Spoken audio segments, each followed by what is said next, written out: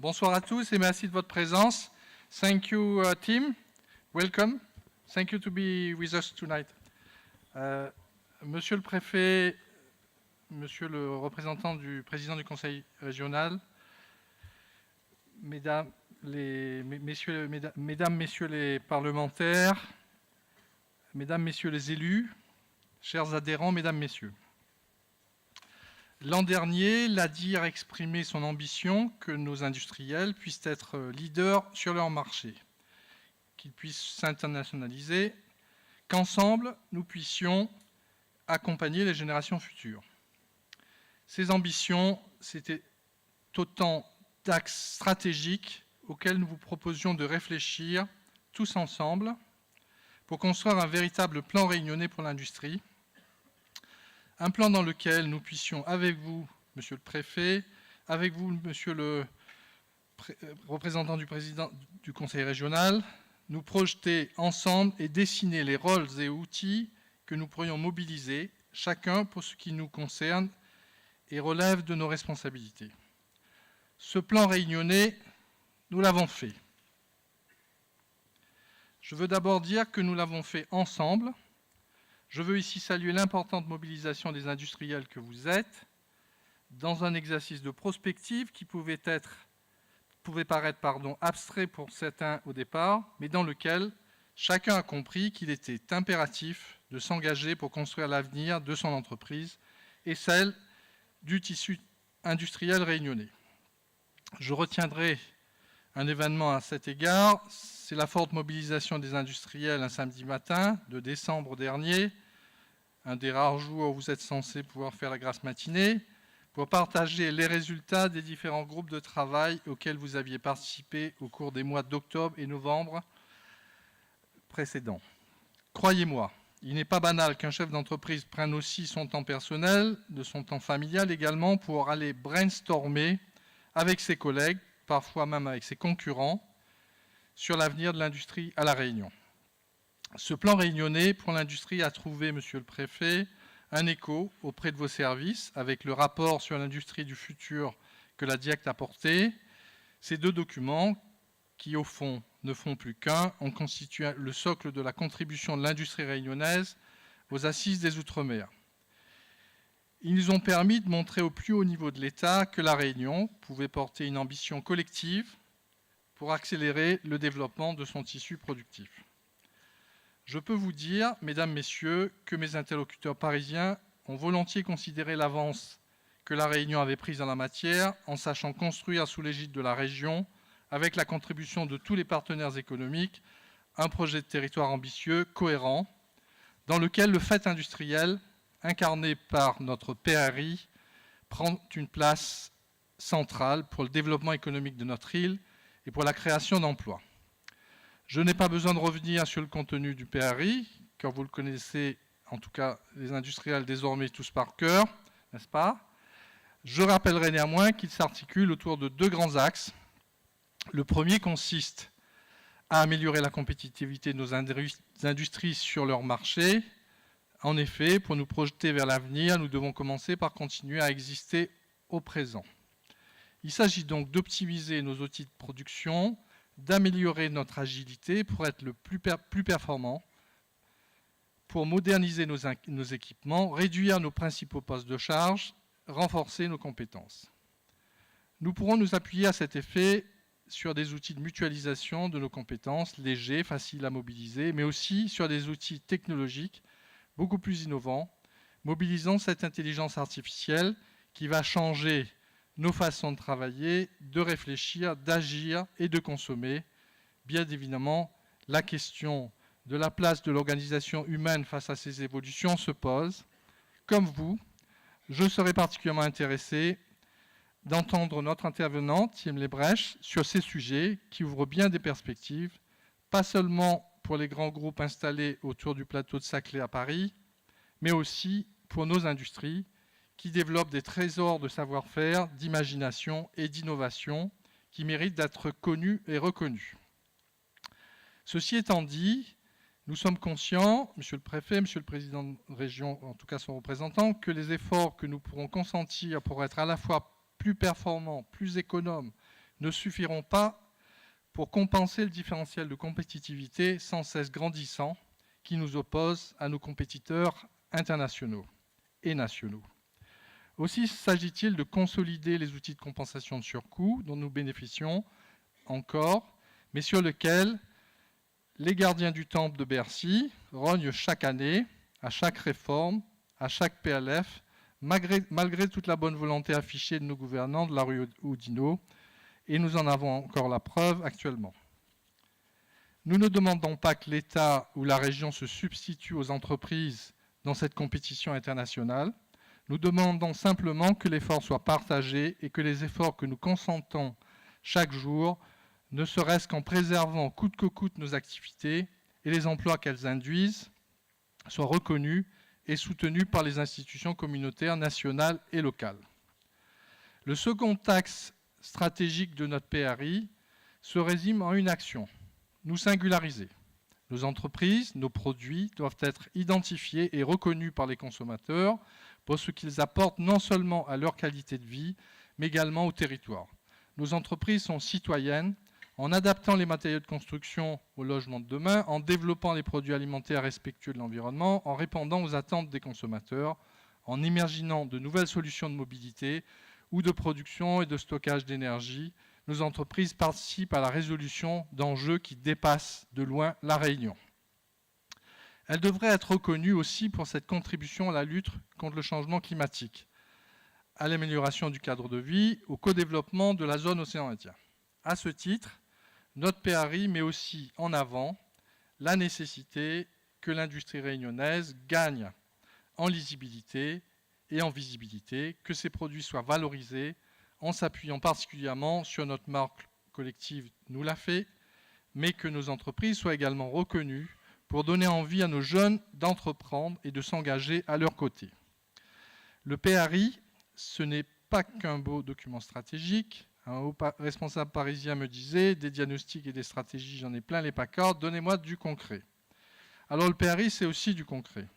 Ce sont de nombreux chantiers dans lesquels s'engage l'ADIR. Au premier chef, je parlerai du renforcement du lien entre nos adhérents. En nous appuyant sur des nouveaux outils de communication digitale, nous pouvons mieux communiquer sur nos enjeux, sur nos dossiers, sur nos idées. Nous avons déjà lancé un certain nombre d'initiatives en créant un workplace collaboratif, par exemple. En parallèle, pour encore mieux nous connaître, améliorer notre capacité d'analyse et de production d'argumentaires techniques, l'Observatoire de l'industrie est en cours de construction avec un soutien actif de la DIECT et de la région. Afin de contribuer à l'élévation du niveau de compétence de nos équipes industrielles et en même temps de développer des collaborations entre industriels de la Réunion, mais aussi de l'océan Indien, nous avons lancé la réflexion sur l'Académie de l'innovation industrielle et nous copilotons avec l'UCCOI une réflexion sur le partenariat industriel de la zone océan Indien.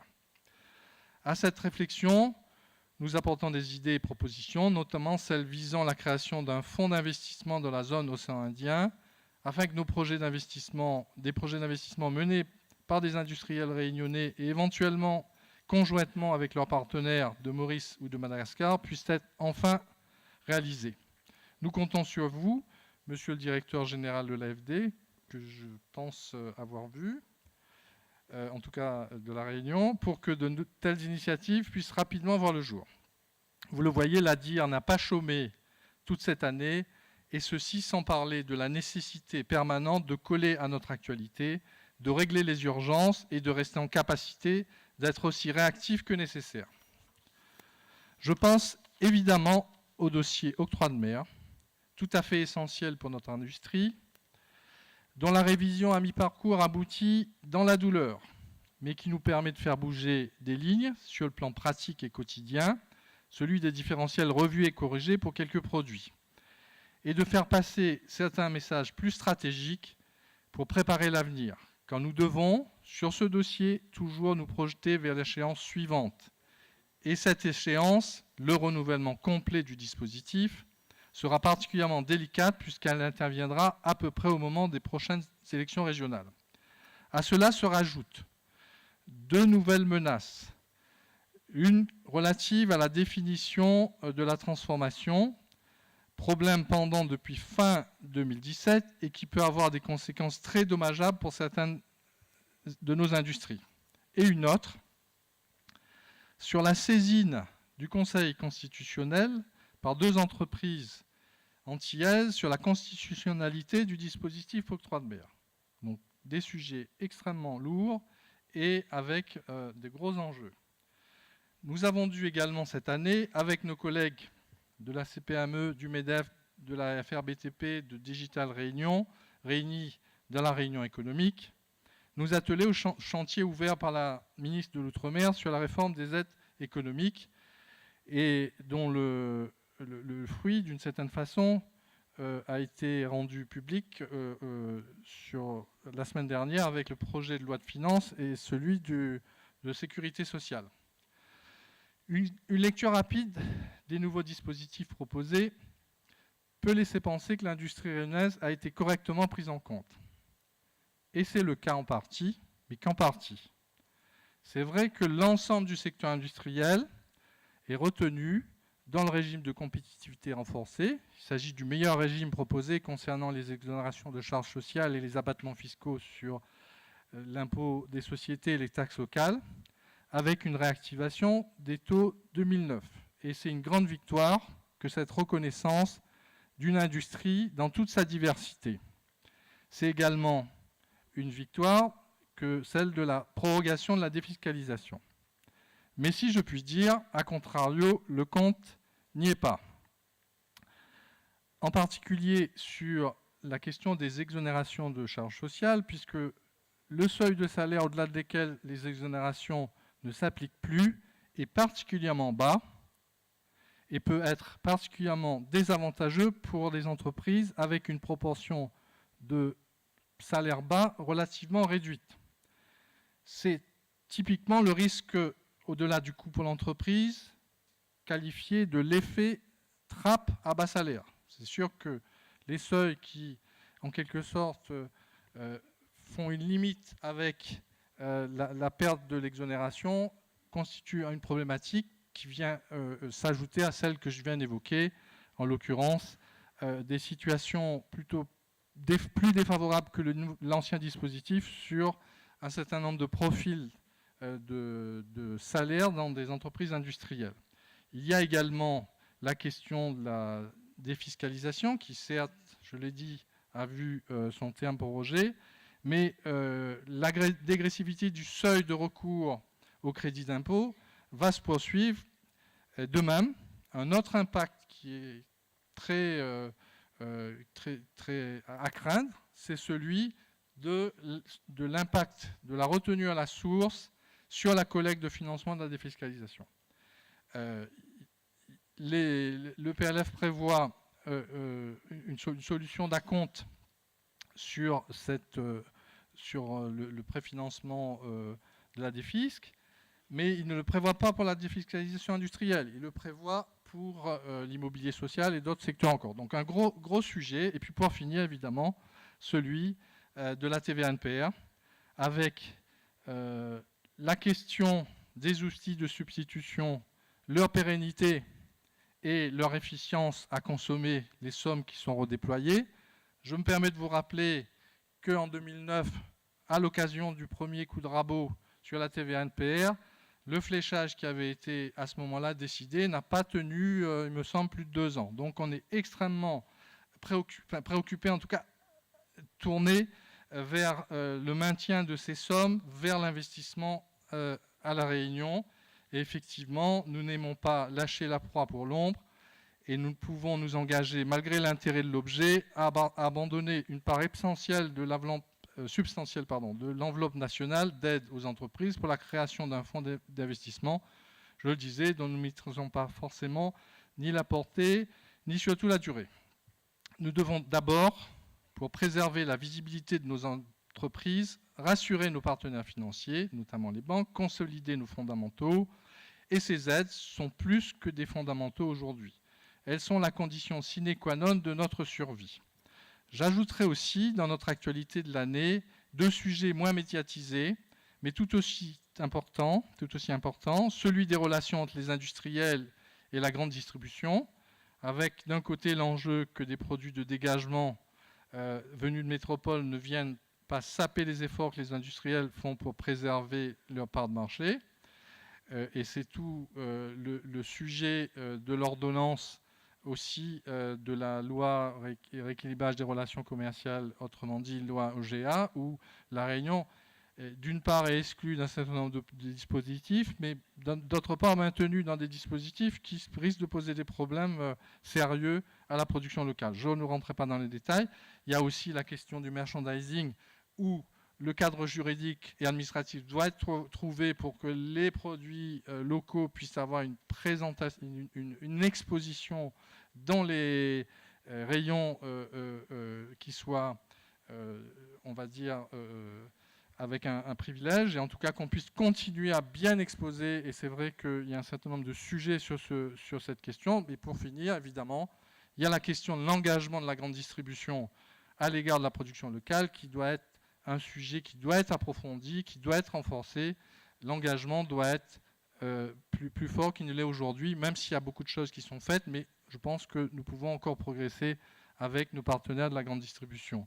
Le second sujet, c'est celui de la révision du SAR, le schéma d'aménagement régional. Pour le coup, on parle vraiment de quelque chose de lointain pour les Réunionnais et même pour les industriels.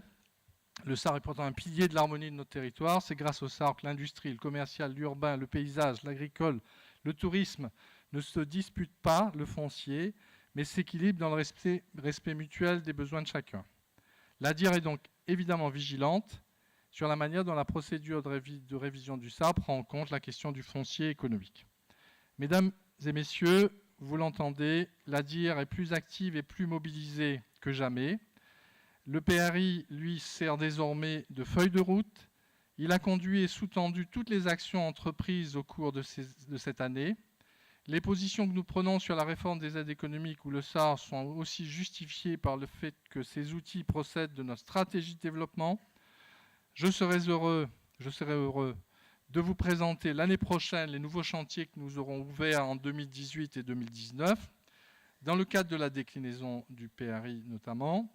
Il s'agira de la réflexion sur les besoins en formation dans les industries, de la structuration de la filière maintenance, de l'enjeu de co-gérer certains déchets dans l'océan Indien, et enfin de préparer le terrain de la future programmation des fonds européens pour 2021.